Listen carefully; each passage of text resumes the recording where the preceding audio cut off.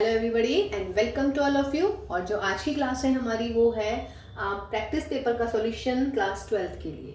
ठीक, और ये है हमारा पार्ट 4, जो कि पहले पार्ट 3 में कुछ हम टॉपिक्स कर चुके हैं। तो जो आज का टॉपिक हमने चूज किया है वो है 3 डायमेंशनल ज्योमेट्री। तो देखिएगा 3 डायमेंशनल ज्योमेट्री के 1 2 3 4 क्वेश्चंस आए हुए हैं। ओके, ये इंटरनल चॉइस में है। तो आज हम शुरुआत कर रहे हैं 3 डायमेंशनल ज्योमेट्री के क्वेश्चंस के सॉल्यूशन की। तो चलिए लेट अस स्टार्ट। तो भाई पहला क्वेश्चन है find the direction ratios of the line. तो सबसे पहले तो डायरेक्शन रेशियोज निकालने के लिए हम लाइन को क्या करते हैं, स्टैंडर्ड फॉर्म में लिख लेते हैं, क्योंकि मुझे पता है कि आप जल्दी से जल्दी इसमें गलती क्या करने की कोशिश करेंगे कि डायरेक्शन रेशियोज आर 4 2 and 3, और यही गलत हो जाएगा भाई।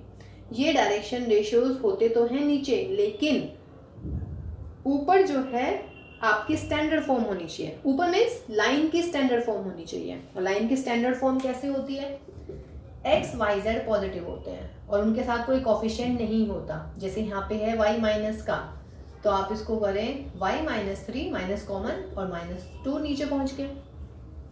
यहाँ पे z है तो प्लस का, लेकिन 2 और आ रहा है तो आप 2 से डिवाइड कर देते हैं, न्यूमरेटर में भी और डिनोमिनेटर में भी। ठीक है, तो देखिए अब ये आपकी स्टैंडर्ड फॉर्म है। अब ये नीचे जो है ये डायरेक्शन रेशियोज हैं। अब यदि मैं नीचे जैसे 3/2 है, इसमें यहाँ पे 2 2 से मल्टीप्लाई कर दूं तो क्या हो जाएगा, देखिएगा x + 2/8 y - 3/4 माइनस का एंड z - 5/2/3। सिर्फ यहाँ पे 2 से मल्टीप्लाई 2 से मल्टीप्लाई 2 से मल्टीप्लाई है ना, ताकि फ्रैक्शन में ना आए आंसर, बस और कुछ नहीं है। तो इसका मतलब क्या हुआ, therefore direction ratios of the line क्या हो जाते हैं, डायरेक्शन रेशियोज, ये मान लीजिएगा लाइन 1 है, आर क्या मिलेंगे भाई 8 -4 and 3। अब अगर आपको फॉर्मूला याद हो, अगर मेरे पास में डायरेक्शन रेशियोज होते हैं तो मैं डायरेक्शन कोसाइंस कैसे निकालती हूँ, तो therefore direction cosines of the line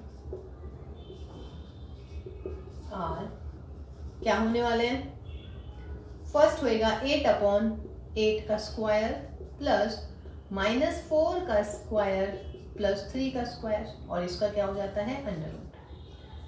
direction ratios A B C, तो डायरेक्शन कोसाइंस क्या हो जाते हैं, a/a² plus b² plus c², फिर b अपॉन यानी कि -4/a² plus b² plus c², फिर c/a² plus b² plus 3²। Sorry, c means यहाँ पे 3 है, देख लीजिएगा कितना आ रहा है, दैट इज 8/, ये हो जाएगा मेरा 64 प्लस 16 प्लस 9, तो कितने हो गए 25 89। तो यहाँ पे तो डायरेक्टली लिख देती हूँ, तो 4/√89 3/√89। देखिए कितना इजी क्वेश्चन है, ये 2 नंबर का आया हुआ है। लेकिन इसमें जो गलती करते हैं आप, वो क्या करते हैं कि डायरेक्शन रेशियोज 4 2 3 लिख देते हैं यहाँ पे, 4 2 3 और फिर 4 का स्क्वायर 2 का स्क्वायर और 3 के स्क्वायर से डिवाइड कर देते हैं, और वो आपका गलत आ जाता। तो डायरेक्शन रेशियोज होते हैं जरूर डिनोमिनेटर में, बट स्टैंडर्ड फॉर्म पहले क्लियर कीजिएगा ऊपर, after that you will find the exact direction ratios. Question number 10 है find the shortest distance between these 2 lines. ये है आपका 3 मार्क्स का। ठीक है, शॉर्टेस्ट डिस्टेंस निकालनी है इन दोनों लाइन्स के बीच में। ठीक, तो अगर आप कंपेयर करें, comparing the line, comparing with r is equal to a1 plus lambda b1 and दूसरी line r is equal to a2 plus lambda b2 से कर लेते हैं कंपेयर। ये 2 स्टैंडर्ड लाइन है। ठीक, अब जब भी शॉर्टेस्ट डिस्टेंस की बात आती है तो आप ये देख लीजिएगा कि ये जो b वेक्टर है ये आपस में पैरेलल तो नहीं है। ठीक, आपको क्या चेक करना है कि ये पैरेलल तो नहीं है। अगर ये पैरेलल है तो फिर यहाँ पर b ही आ जाता है ना। तो शॉर्टेस्ट डिस्टेंस का फॉर्मूला फिर चेंज, अब देखिएगा कि ये पैरेलल है या नहीं, बिल्कुल पैरेलल है, क्योंकि देखिएगा यहाँ पर कंपेयरिंग से वेक्टर a1 क्या आएगा, ये वाला वेक्टर, यानी कि 4i - 3j। वेक्टर a2 क्या आएगा, i + j - 2k। Vector b1 क्या आने वाला है, i plus 2j minus 2k, यानी कि दिस वन। और भाई वेक्टर b2 क्या आने वाला है, देखिए ये माइनस है, माइनस को अंदर ले जाइएगा, माइनस के 2i कैप माइनस के 4j कैप प्लस का 4k कैप, इसमें से मैं माइनस का 2 कॉमन ले लेती हूँ, तो भाई i plus 2j minus 2k, तो व्हाट इज दिस, माइनस के 2b1। तो जब दो वेक्टर्स एक दूसरे के नेगेटिव या पॉजिटिव मल्टीपल में लिखे जाते हैं तो उसका मतलब ये पैरेलल होते हैं, तो उसका मतलब ये पैरेलल वेक्टर है आपका, ठीक है। तो that is b1 is parallel to b2, और जब दो वेक्टर्स पैरेलल हैं तो उसका मतलब क्या हुआ, therefore lines are parallel, lines are parallel to each other. और भाई अगर लाइंस पैरेलल हैं ईच मतलब एक दूसरे के, तो यहाँ पे सेम वेक्टर आ जाता है। अब यहाँ पर है मेरा 2, तो मैं क्या करूँ बताइएगा, तो मतलब कि लाइंस जो हैं आपकी पैरेलल हैं ईच अदर, है ना। तो उसका अगर दो लाइंस हैं हमारे पास में और वो पैरेलल होती हैं, ठीक, तो उसको हम कैसे करते हैं भाई, ये वाली लाइन लिख लेती हूँ मैं, i प्लस जे माइनस का 2k, यहाँ से मैं 2 कॉमन ले रही हूँ, माइनस का 2 म्यू, और ये हो जाएगा i plus 2j minus 2k, ये लाइन हो गई। और दूसरी लाइन है हमारी ये, देखिए मैंने यहाँ से 2 कॉमन क्यों लिया है, अभी जब हम इसका फॉर्मूला लिखेंगे तब आपको बिल्कुल क्लियर हो जाएगा कि हमने इसमें से कॉमन क्यों लिया है। क्योंकि जब लाइंस पैरेलल होती है ना, तो पैरेलल लाइन की इक्वेशन क्या हो जाती है, a प्लस लैम्डा b1, और यहाँ पे भी ये लैम्डा 1 और ये लैम्डा 2 ऐसे आ जाता है, मीन्स यहाँ पे वेक्टर सेम होना चाहिए। ओके, अब यहाँ पे देखिएगा, यहाँ पे i था, यहाँ पे 2, तो मैंने इसमें से 2 कॉमन ले लिया। ये यहाँ पे जो म्यू माइनस के 2 म्यू आ जाता है, ये तो कांस्टेंट है, इसको कुछ भी आप लैम्डा 2 मान लीजिएगा, ये तो लैम्डा है ही, ठीक। तो मेरा जो वेक्टर b है वो बिल्कुल सेम दिखना चाहिए। क्यों, क्योंकि जो डिस्टेंस का फॉर्मूला होता है शॉर्टेस्ट डिस्टेंस का, देयरफॉर शॉर्टेस्ट डिस्टेंस इज, वो हमारा होता है vector a2 minus vector a1 cross vector b upon modulus of b, और इस पूरे का मॉडुलस, ठीक है ना। तो देखिए यहाँ पे क्या लिखा है, सिर्फ मैंने वेक्टर b, और अगर आप यहाँ पे देखें तो b1 आ रहा है हमारा इतना और b2 आ रहा है हमारा इसका डबल, लेकिन मुझे जस्ट b चाहिए, एक वेक्टर चाहिए कोई सा भी, या तो मैं इसको लिख लूँ या मैं इसको लिख लूँ। तो मैंने यहाँ से माइनस का 2 कॉमन लिया, और ये कांस्टेंट है माइनस का 2 म्यू, तो इसमें कोई अफेक्ट नहीं पड़ेगा, ठीक है, इस पर कोई भी फर्क नहीं पड़ने वाला। तो अब देखिए दोनों वेक्टर सेम दिख रहे हैं मुझे अंदर, तो इस वेक्टर को मैंने b कंसिडर कर लिया, ये चीज़ ध्यान रखिएगा भाई, ठीक। तो a2 minus a1 cross b upon में मॉड्यूलस ऑफ वेक्टर b। बस अब हम इसको सॉल्व करते हैं, तो करिएगा, therefore shortest distance is equal to a2 minus a1, यानी कि i माइनस 4i माइनस के 3i cap, j minus minus 3j यानी कि 4j कैप, और माइनस का 2k कैप, ये हुआ वेक्टर। और इसके साथ क्रॉस करना है vector b, vector b i plus 2j minus 2k upon क्या है, मॉड्यूलस ऑफ वेक्टर b, तो i plus 2j minus 2k का मॉडुलस, और जो भी इसका क्रॉस आएगा उसका मॉडुलस करना है। तो इसका क्रॉस निकाल देते हैं, कितना आने वाला है इन दोनों का, मैं यहाँ पे निकाल लेती हूँ भाई, a2 minus a1 cross vector b, तो ये आएगा i j k minus 3 4 minus 2 1 2 minus 2, इसका डिटर्मिनेंट निकालना है आपने। तो i माइनस के 8 माइनस माइनस प्लस के 4 माइनस का j प्लस के 6 माइनस माइनस प्लस के 2, और फिर प्लस का k कैप, ये कैप है, तो ये क्या होएगा, माइनस के 6 माइनस के 4, तो ये हो जाएगा बेटा 4i minus 8j minus 10k, ठीक। अब मुझे इसका लेना है मॉडुलस, तो मॉडुलस भी मैं लगा देती हूँ, तो therefore a2 minus a1 cross b, इसका मॉडुलस निकाल देते हैं, 4i minus 8j minus 10k का मॉडुलस, तो 16 64 एंड 100 क्या आने वाला है, अंडर रूट ऑफ 180 लिख लेते हैं यहाँ पर। तो therefore under root of 180 upon 1 + 4 + 4 का अंडर रूट यानी कि 9 का अंडर रूट, तो that is what, under root of 180 upon 9 under root of 20 यानी कि 2√5। तो ये आगे हमारी shortest distance between two lines. बस चेक करना है कि लाइंस पैरेलल है क्या, अगर लाइंस पैरेलल होती हैं तो ये फॉर्मूला लगना है। और वेक्टर बी का मतलब कोई इन दोनों में से कोई भी एक वेक्टर आप लिख सकते हैं वहां पर। देखिए इसी के और पार्ट का एक और क्वेश्चन था, इसमें पूछा गया है कि find the equation of the plane through the point 1, 2, -4 and parallel to the lines. मतलब आपको एक ऐसा प्लेन फाइंड आउट करना है जो इस पॉइंट से पास करे और इन दोनों लाइन के हो पैरेलल।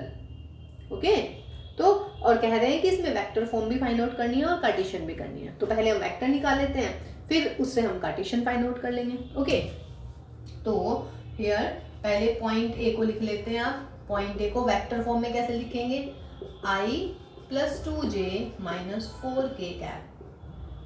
ये मेरा पॉइंट हो गया ए। अब आपको क्या फाइंड आउट करना है, therefore we have to find a plane through, we have to find a plane through a point A and parallel to the lines what, 1 and 2। ये मान लीजिएगा लाइन 1 है, ये मान लीजिएगा लाइन 2। ठीक है, इन दोनों लाइन के पैरेलल होना चाहिए और हमारे पास में पॉइंट होना चाहिए ए।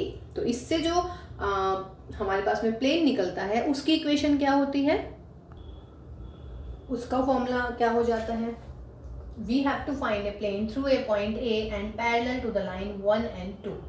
तो एक्चुअली हमारे पास जो प्लेन की इक्वेशन होती है वो होती है r.n. =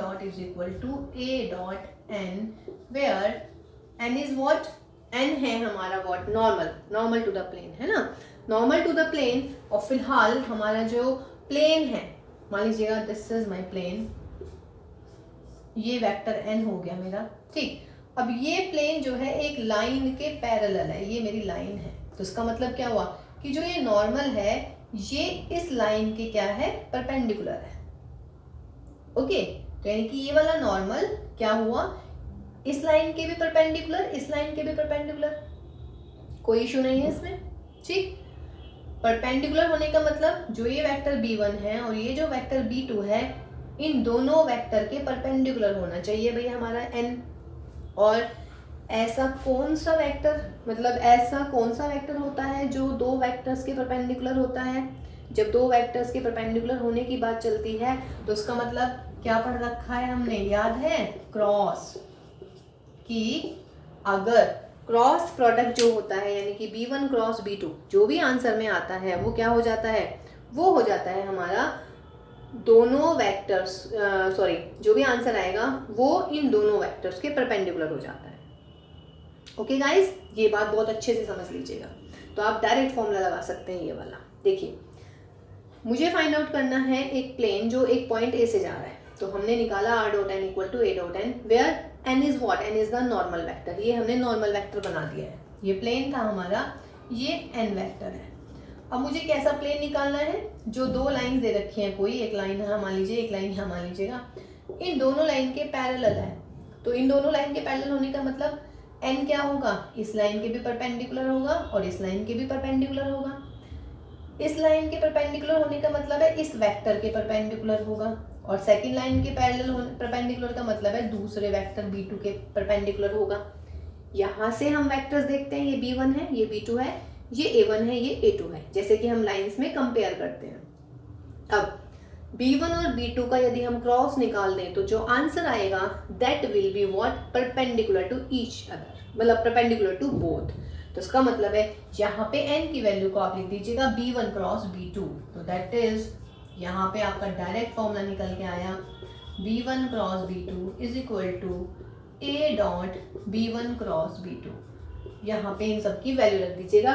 तो ये आपके पास में इक्वेशन होता प्लेन आने वाली है। Now comparing from 1 and 2, a1 क्या है आपका, मतलब A1 की मुझे ज़रूरत ही नहीं है क्योंकि मुझे चाहिए B1 और B2 और पॉइंट A हमारा ये रहा।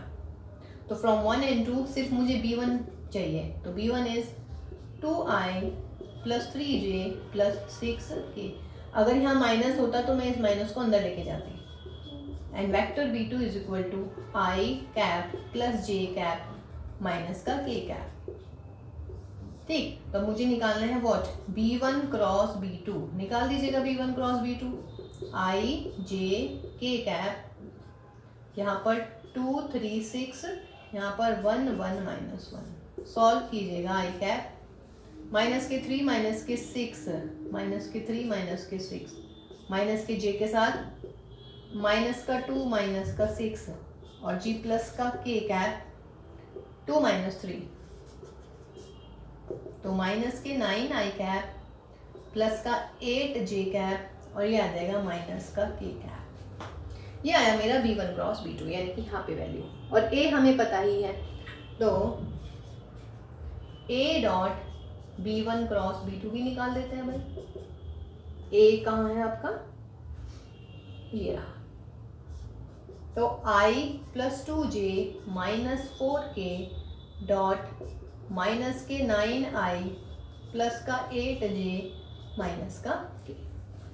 इनका डॉट प्रोडक्ट निकालिए, माइनस के 9 प्लस के 16 प्लस के 4 यानी कि 11। ठीक है, अब ये वाली वैल्यू यहाँ पे रख देते हैं, तो आपके पास में इक्वेशन ऑफ द प्लेन आ जाएगी। ठीक है, तो ये बहुत अच्छा है ये वाला तरीका कि, लेकिन इसमें आपको क्या याद रखना पड़ेगा, क्रॉस प्रोडक्ट की definition of cross product. Okay, और ये बात बिल्कुल क्लियर हो गई ना कि ये n है नॉर्मल टू द प्लेन, तो normal to the plane is perpendicular to plane. अब प्लेन और लाइन पैरेलल है तो उसका मतलब है नॉर्मल और लाइन परपेंडिकुलर होंगे, ऐसे ही नॉर्मल और सेकेंड लाइन भी परपेंडिकुलर होंगे। तो एक ऐसा वेक्टर जो दो वेक्टर्स के परपेंडिकुलर होता है, तो उसका मतलब आप क्या कर सकते हैं, उन दोनों वेक्टर्स का क्रॉस प्रोडक्ट निकाल देते हैं, बिकॉज ये क्रॉस प्रोडक्ट की डेफिनेशन होती है हमारी कि जो भी आंसर आता है, जो भी वेक्टर आता है वो इन दोनों के परपेंडिकुलर होगा। तो बस वैल्यू रख दीजिएगा। ठीक है, तो देखते हैं भाई प्लेन की इक्वेशन क्या आने वाली है अभी। तो देखिए इक्वेशन ऑफ द प्लेन आ जाएगी r dot B1 cross B2, यानी कि r dot B1 cross B2 जितना भी आया है माइनस के 9i कैप प्लस के 8j कैप माइनस का k cap is equal to a dot B1 cross B2 यानी कि 11। देखिए ये वाला जो आया है आंसर आपका, ये कौन सा आंसर आया भाई, ये आंसर आया मेरा वेक्टर फॉर्म में।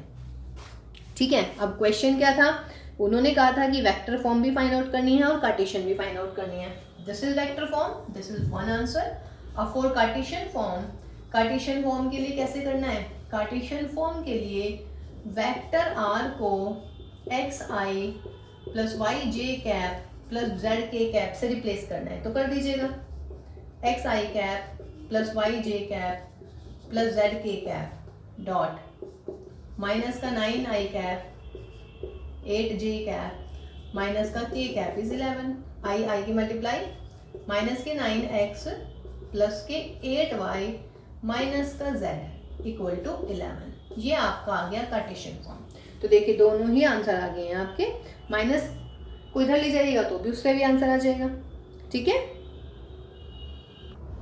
तो देखिए डायरेक्ट फॉर्मूला था आपका, है ना, कि अगर आपको एक ऐसा इक्वेशन, ऐसी प्लेन की इक्वेशन निकालनी है जो पॉइंट ए से पास करता है और जो दो लाइन के पैरेलल है, और लाइन कैसी है, जिसके वेक्टर्स हैं B1 एंड B2, तो ये डायरेक्ट आप फॉर्मूला यूज कर लीजिएगा। इसको हाईलाइट कर देते हैं जरा और इसको लर्न कीजिएगा। देखिए जी, अब लास्ट क्वेश्चन है, question number 13। Find the distance of the point 1 2 3 from this plane measured parallel to the line this. ये हमने एक प्लेन बनाया है, प्लेन, ठीक, ओके। इस प्लेन की इक्वेशन है, इस प्लेन की equation x minus y plus z minus के 5 इज इक्वल टू 0। 5 को मैं इधर ले गई हूँ, not a big deal, no. ये पॉइंट मैंने यहाँ लिख दिया 1 2 3, ठीक। अब मुझे, अरे ये वाली लाइन है भाई हमारी, ये वाली लाइन। अब क्वेश्चन इज व्हाट, कि आपको इस पॉइंट की डिस्टेंस निकालनी है इस प्लेन से। देखिए अगर जनरल होता तो मैं ऐसे कर लेती, ये मेरा प्लेन और ये मेरा पॉइंट, इससे मैं परपेंडिकुलर ड्रॉ कर देती तो हमारी लेंथ आ जाती। लेकिन वो उसने ये नहीं कहा कि पॉइंट की डिस्टेंस निकालिए प्लेन से, I mean कहा तो है उसने, लेकिन केवल यही नहीं कहा, उसने बोला है कि जो लाइन जो डिस्टेंस है वो इस लाइन के पैरेलल मेजर होनी चाहिए। तो देखिए डायग्राम कुछ इस टाइप का बनाया हमने, पॉइंट से ये हमारी एक लाइन है, ठीक है, और इस लाइन के हमें पैरेलल चल के इस पॉइंट की प्लेन से डिस्टेंस फाइंड आउट करनी है। देखिए डायग्राम से बहुत चीज़ें क्लियर हो जाती हैं, जैसे कि इस क्वेश्चन में। अदरवाइज आप इस क्वेश्चन को ऐसे समझेंगे तो शायद थोड़ा सा टिपिकल पड़ेगा, लेकिन डायग्राम बनते ही दिमाग में क्वेश्चन बिल्कुल फिट हो जाना चाहिए कि आपको क्या करना है। Distance from this plane to this point, यानी कि PM निकालना है हमें। जनरल केस में ये परपेंडिकुलर होता, लेकिन इसने एक टर्म और दी है आगे, एक कंडीशन, कि ये जो डिस्टेंस है ये इस लाइन के पैरेलल ही मेजर करनी है। ओके, नाउ जो ये लाइन AB है और ये लाइन PM है, दोनों पैरेलल है हमारी, बिल्कुल क्लियर दिख रही है, क्योंकि क्वेश्चन में ये बोला है कि पैरेलल लेना है हमें लाइन के। तो जो हमारी लाइन 1 है इसके डायरेक्शन रेशियोज क्या होंगे? सबसे पहले इसके डायरेक्शन रेशियोज निकालिए। Direction ratios of the line 1 are क्या हो गए?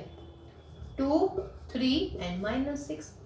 अब एक बार बताओ, 2, 3, -6 है इस लाइन के डायरेक्शन रेशियो, और PM जो है इस लाइन के है parallel, because PM is parallel to AB। तो जब दो लाइंस पैरेलल होती हैं तो उनके डायरेक्शन रेशियोज भी सेम होते हैं, तो उसका मतलब क्या हो जाएगा? Direction ratios of PM are what? 2, 3, -6। अब देखिए बच्चों, PM इसके डायरेक्शन रेशियोज हैं 2, 3, -6। दूसरी बात, पॉइंट है मेरा 1, 2, 3। तो क्या मेरे पास कोई फॉर्मूला है ऐसा लाइन का कि मैं इक्वेशन निकाल सकूं PM की? बिल्कुल है मेरे पास में formula. Therefore equation of the line PM is क्या होने वाली है?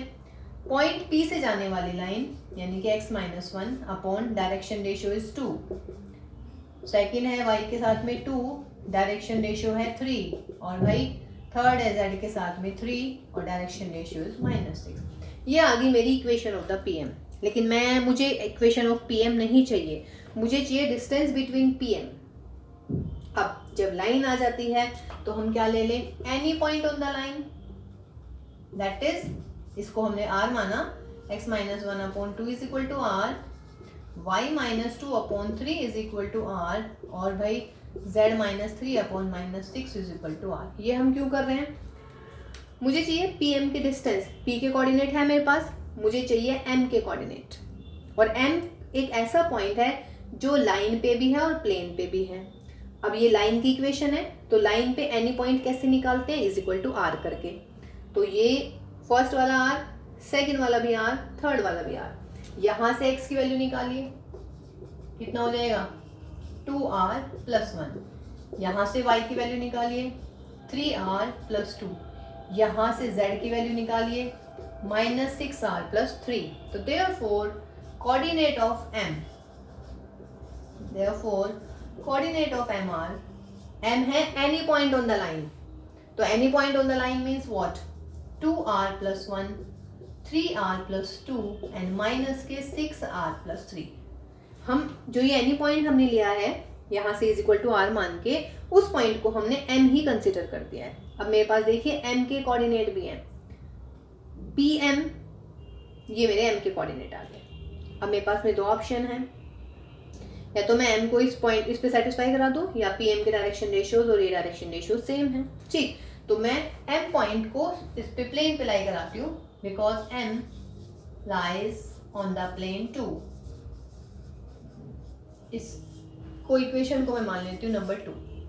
तो अब आप ये बताइएगा, कोई पॉइंट इस प्लेन पे लाई कर रहा है, इसका मतलब क्या हुआ? x, y और z की वैल्यू यहाँ पे रख देते हैं, तो कर दीजिएगा।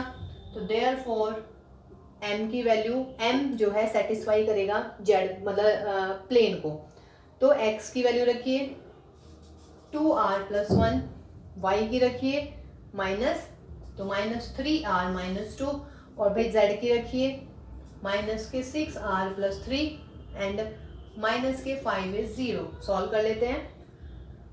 6 और 3 9 2 7 यानी कि माइनस के 7R और ये कितना हो जाएगा 3 और 1 4 5 और 2 7 माइनस के 3। तो इसका मतलब भाई R की वैल्यू आ गई माइनस के 3/7। ठीक है, अब जो ये R की वैल्यू आई है माइनस के 3/7 तो क्या किया जाए इसको, तो देखिए R आया हमारा माइनस के 3/7 तो देयरफॉर कोऑर्डिनेट ऑफ m के कोऑर्डिनेट निकाल लीजिएगा। कोऑर्डिनेट्स ऑफ पॉइंट MR क्या क्या हो जाएंगे, ये यहाँ पे, तो 2 इंटू R की वैल्यू माइनस के 3/7 प्लस 1, 3 इंटू माइनस के 3/7 प्लस 2, माइनस के 6 इंटू माइनस के 3/7 plus 3। Just I am solving, nothing else. तो माइनस के 6/7 प्लस 1, माइनस के 9/7 प्लस 2, 18/7 प्लस 3। देख लीजिएगा कितना आने वाला है, 1/7, 5/7 और ये 39/7। देख लीजिएगा अगर कैलकुलेशन में कुछ मिस्टेक हो रही है तो। ठीक, माई मोटिव इज कि आप क्वेश्चन को सीख लीजिएगा कैसे करते हैं, हो सकता है प्लस माइनस में कुछ दिक्कत हो। ठीक है, अब m के कोऑर्डिनेट भी आ गए हैं, p के कोऑर्डिनेट भी है, तो therefore distance pm is what, y2 x2 minus x1, यहाँ पे m के कोऑर्डिनेट लिख लेती हूँ मैं, 1/7 5/7 39/7। तो x2 माइनस x1 यानी कि 1/7 माइनस 1 का square plus y2 minus y1 5/7 minus 2 का square plus z2 minus z1 और ये इसका स्क्वायर और ये उसका अंडर रूट। इसको सॉल्व कर लीजिएगा, जो भी आपका आंसर आएगा। ठीक है गाइस, तो ये आपका हुआ 3 डायमेंशनल ज्योमेट्री के जो प्रैक्टिस पेपर में क्वेश्चन आए हुए थे। ठीक है, तो नेक्स्ट क्लास में मिलते हैं हम नेक्स्ट टॉपिक के साथ में। टिल देन अच्छे से प्रैक्टिस कीजिएगा and have a nice time and take care all of you. Bye bye.